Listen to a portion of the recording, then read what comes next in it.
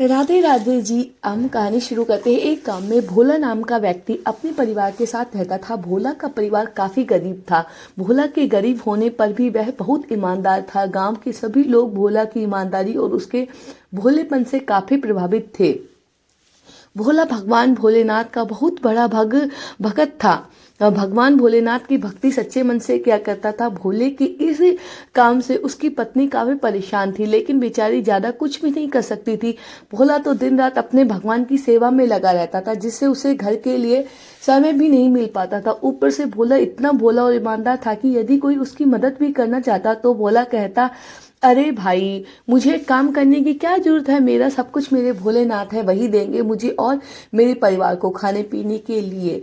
और इस प्रकार मिला हुआ काम भी वह अपने हाथ से गवा देता था। एक दिन गांव के सेठ उसके घर आता और बोलता है, अरे कोई भोला सुना है तुम्हारे पास कोई काम नहीं है, चाहो तो तुम मेरे खेतों में काम कर सकते हो, मैं तुम्हें पूरी तनख्वाह दूंगा। पर उसे भी काम के लिए ना बोल देता है। अब उसका परिवार दिन ब दिन गरीब और बदहाली में जीने के लिए मजबूर हो जाता है। धीरे धीरे समय बीतता है और अब शिवरात्रि का दिन भी नजदीक आ रहा था। भोला जो भगवान भोलेनाथ का बड़ा भक्त है, वह पूरी श्रद्धा और भक्ति भाव से अपने भगवान की सेवा कर रहा था। उसे अपने घर बार से कोई लेना देना नहीं था।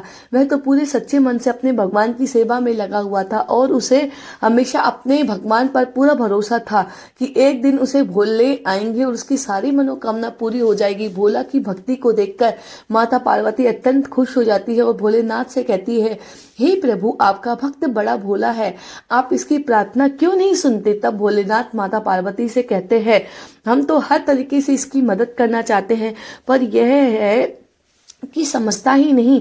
पर माता पार्वती हट करने लगती है और कहती है, नहीं प्रभु, चाहे जो भी हो, आपके अपने भक्त की मनोकामना जरूर पूरी करनी होगी। तब भगवान भोलेनाथ और माता पार्वती भेष बदल कर धरती पर आ जाते हैं, अपने भक्तों की मदद करते हैं।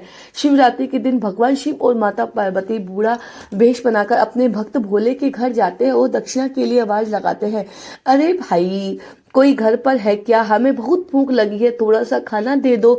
अपने घर पति पर किसी को आया हुआ देखकर भोला और उसकी पत्नी बाहर निकल कर आते हैं। बूढ़े के रूप में धारण किए हुए भगत भगवान शिव और माता पार्वती फिर से आवाज लगाते हैं, बूढ़े को खाना दो, भगवान भला करेगा। भोला और उसकी पत्नी दोनों आपस में बातें करते हैं, घर पर तो कुछ खाने के लिए ही नहीं है, इनको खाना खा से दे। तब भोला बूढ़े आदमी और औरत से कहता है, बाबा, इस समय घर पर कुछ खाने को नहीं है, सामान नहीं है, तब तक आप दोनों थोड़ा सा जल पीकर अपनी भूख शांत कर लीजिए, मैं आपके लिए कहीं से भोजन की व्यवस्था करता हूँ। बोला बूढ़ा आदमी और बूढ़ी औरत को ठंडा पानी पिलाकर थोड़ा आराम करने के लिए कहकर घर से चला जाता है।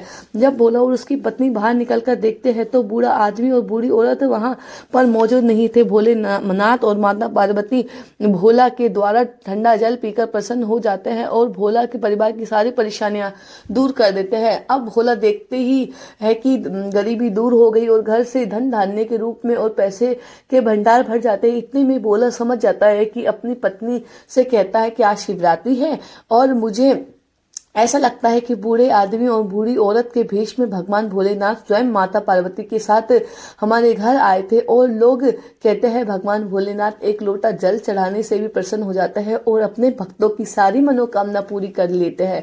आज शिवरात्रि के दिन बाबा भोलेनाथ हमें दर्शन देने आए थे।